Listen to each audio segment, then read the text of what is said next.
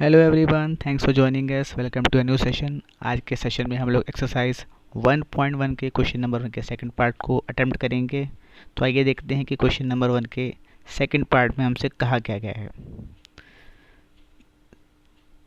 Second part में हमें एक रिलेशन दिया गया है, r is equal to x y such that y is equal to x plus 5 and x is less than 4। और हमें बताना है कि रिलेशन सिमेट्रिक, ट्रांजिटिव और रिफ्लेक्सिव है कि नहीं। तो आइए इसको अटेम्प्ट करते हैं। तो सॉल्यूशन,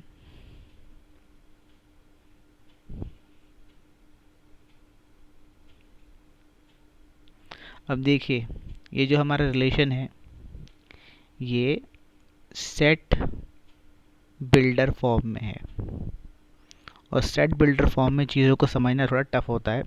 तो इसलिए हम इसको इसकी सिंपलर फॉर्म रूस्टर फॉर्म में कन्वर्ट करेंगे।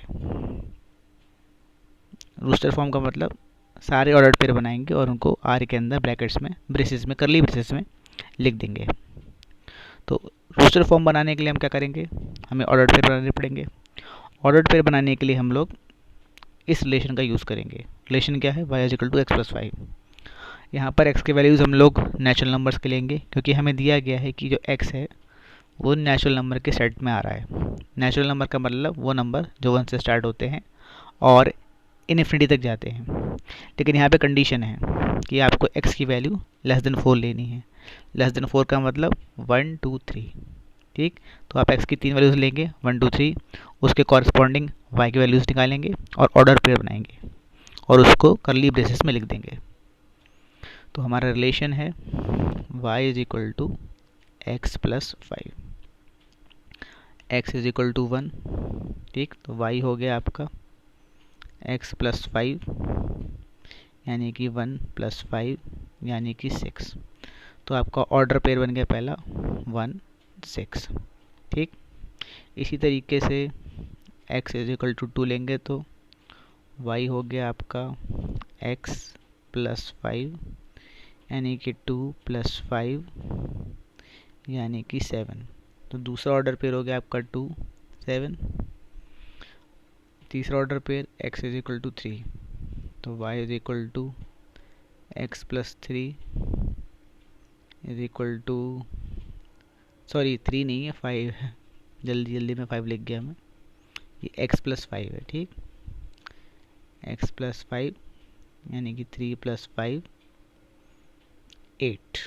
तो तीसरा ऑर्डर पेयर हो गया आपका 3 और 8। ठीक, तो अब रिलेशन के सारे ऑर्डर पेयर हमें मिल गए।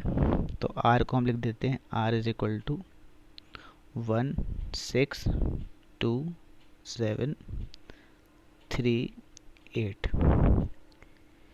ठीक, ये रिलेशन आ गया हमारा अब रूस्टर फॉर्म में। अब आपको क्लियरली इस रिलेशन के सारे जो एलिमेंट्स हैं वो दिख रहे हैं। ठीक, अब हम चेक करते हैं कि हमारा कौन सा कंडीशन जो है यहाँ पर रिफ्लेक्सिव की, सिमेट्रिक की, ट्रांजिटिव की सेटिस्फाई हो रही है कि नहीं। तो पहले बात करते हैं रिफ्लेक्सिव की।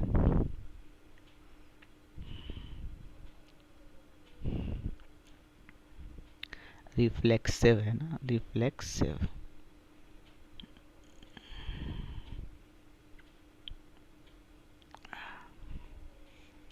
तो अब हम लोग रिफ्लेक्सिव की कंडीशन देखते हैं क्या होती है। रिफ्लेक्सिव की कंडीशन होती है a belongs to R for every a belonging to ए।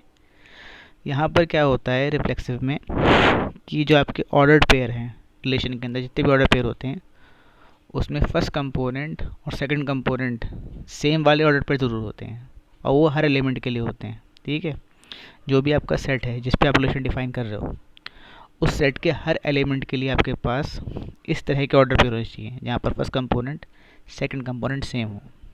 तो आइए देखते हैं हमारे जो रिलेशन है उसमें ऐसा हो रहा है कि नहीं। तो आप तीनों ऑर्डर पेयर को ध्यान से देखिए।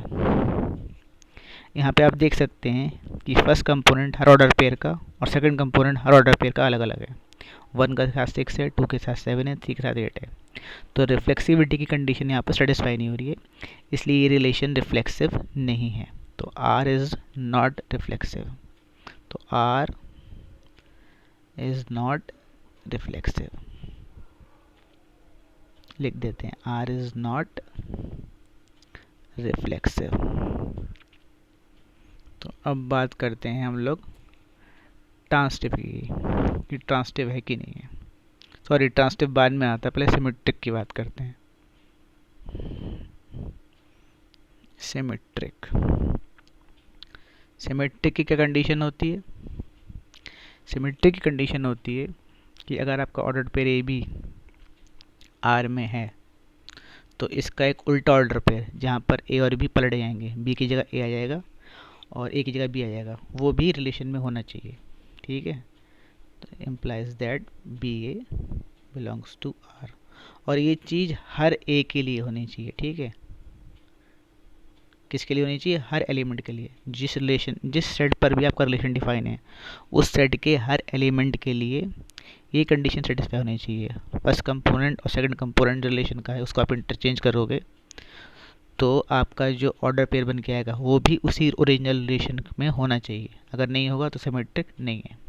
तो आइए चेक करते हैं सिमेट्रिक है कि नहीं है। ठीक है,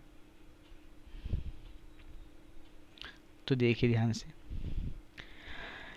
यहाँ पर 1 6 है, 2 7 है, 3 8 है, लेकिन उसके अपोजिट ऑर्डर पेयर्स नहीं है। 6 1 नहीं है, 7 2 नहीं है, 8 3 नहीं है। तो यहाँ पर आप देख सकते हो कि सिमेट्रिक की कंडीशन होल्ड नहीं कर रही है, तो ये रिलेशन सिमेट्रिक भी नहीं है। तो आर इज़ नॉट सिमेट्रिक, तो इसको मिटा देते हैं ये और लिख देते हैं R is not symmetric. Symmetry का मतलब ये होता है कि आप अगर ऑर्डर बदल दें, ए को बी से चेंज कर दें, बी को ए से चेंज कर दें, तब भी आपका रिलेशन होल्ड करना चाहिए। होल्ड करने का मतलब है कि उसका उल्टा ऑर्डर पेयर भी रिलेशन में आना चाहिए। ए बी है तो बी ए भी रिलेशन में होना चाहिए। ऐसा नहीं हो रहा है, इसलिए सिमेट्रिक नहीं है। अब बात करते हैं हम लोग हमारे आखिरी पॉइंट ट्रांसटिव की, कि ट्रांसटिव है कि नहीं।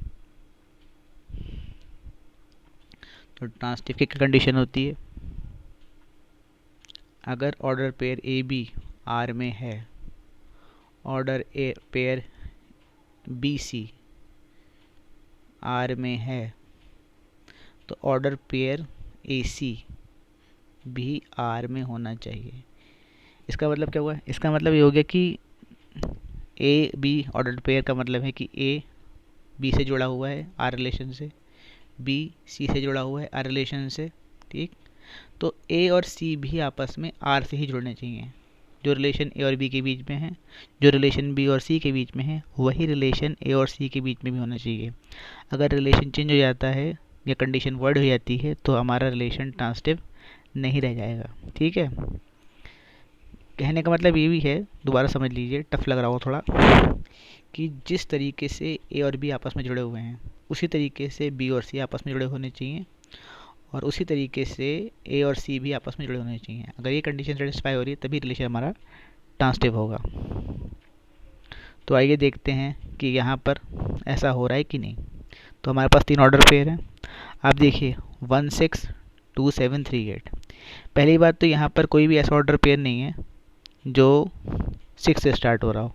ठीक है, 1 6 है, लेकिन ट्रांसटिव के लिए क्या होना चाहिए? एक ऑर्डर पेयर ऐसा भी होना चाहिए 6 से स्टार्ट हो रहा हो, उसके साथ दूसरा ऑर्डर पेयर जो है उसी ऑर्डर पेयर में जो सेकंड कंपोनेंट है आपका, उसके साथ भी ये रिलेशन जो है ये वाली ये सेटिस्फाई होनी चाहिए। ठीक है, तो आप देखो यहाँ पे कोई भी ऐसा ऑर्डर पेयर है जो 6 से स्टार्ट हो रहा है? नहीं। साथ में उस ऑर्डर पेयर में जो सेकंड कंपोनेंट है वो इस रिलेशन को सेटिस्फाई करना चाहिए। ऐसा नहीं हो रहा, ना वो फर्स्ट के लिए हो रहा है, ना वो चीज़ सेकंड के लिए हो रही है, ना चीज़ वो थर्ड के लिए हो रही है। तो यहाँ पर ट्रांसिटिविटी की भी रिलेशन सेटिस्फाई नहीं हो रही है, कंडीशन होल्ड नहीं कर रही है, इसलिए ये रिलेशन ट्रांसटिव भी नहीं है। तो आर इज़ नॉट ट्रांसटिव। ठीक है, तो ना आर रिफ्लेक्सिव है, ना आर सिमेट्रिक है, ना आर ट्रांसटिव है। तीनों ही कंडीशन यहाँ होल्ड नहीं करती। तो आई होप आप लोग हमारे इस सेशन को अच्छे से समझ गए होंगे। अगर आपका कोई क्वेश्चन हो तो आप कमेंट करके हमसे पूछ सकते हैं। वीडियो पसंद आई हो तो लाइक कीजिएगा, नहीं आई हो तो डिसलाइक कर दीजिएगा। आज के वीडियो को ही वाइंड अप करते हैं। Thanks for watching, have a nice day, good bye.